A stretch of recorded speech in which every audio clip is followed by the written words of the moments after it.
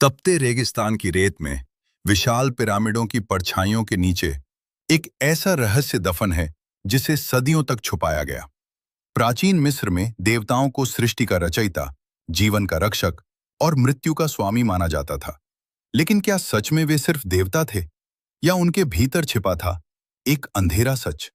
सबसे पहले अनुबिस, सियार के सिर वाला मृत्यु का देवता, जिससे लोग पूजा से ज्यादा डरते थे। मृत्यु के बाद आत्मा को ले जाया जाता था डुआत यानी पाताल लोक में। वहां खड़े होते थे अनुबिस, न्याय के तराजू के साथ। एक पलड़े में रखा जाता था इंसान का दिल, दूसरे में मात का पंख, सत्य और न्याय का प्रतीक। अगर दिल पंख से भारी हुआ तो समझो जीवन पापों से भरा था, और फिर उस आत्मा को निगल जाती थी एक भयानक राक्षसी, अमृत। न दूसरा मौका, न माफी।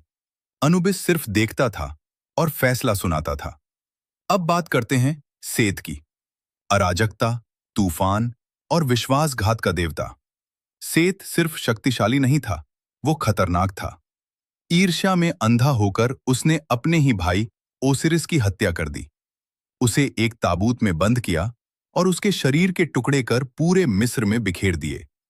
सेत विनाश का प्रतीक था, युद्ध, हिंसा, अराजकता। कुछ लोग उसे संतुलन मानते थे, लेकिन कईयों के लिए वो शुद्ध बुराई था। और इन सब के बीच खामोशी से खड़ी थी नेफ्थीस, रात, शोक और रहस्य की देवी। वो मृत्यु के समय हमेशा मौजूद रहती थी, न पूरी तरह प्रकाश में, न पूरी तरह अंधेरे में।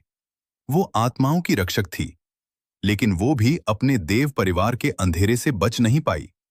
इन देवताओं ने सिर्फ स्वर्ग पर नहीं, डर पर राज किया। उनके मंदिर भव्य थे, उनकी मूर्तियां विशाल, लेकिन सोने की चमक के पीछे छिपी थी कहानियां, विश्वासघात की, न्याय की, बदले की और अनंत सजा की। प्राचीन मिस्र के लोग मानते थे कि उनके देवता भाग्य नियंत्रित करते हैं, जीवन, मृत्यु और उसके बाद की दुनिया। लेकिन शायद ये देवता सिर्फ दिव्य शक्तियां नहीं थे, शायद वे इंसान के अंदर छिपे सबसे गहरे डर का प्रतिबिंब थे। शक्ति, लालच, न्याय, प्रतिशोध, और शायद यही उनका सबसे बड़ा रहस्य है।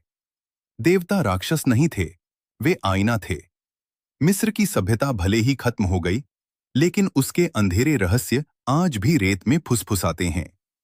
और सवाल आज भी वही है, क्या वे सच में देवता थे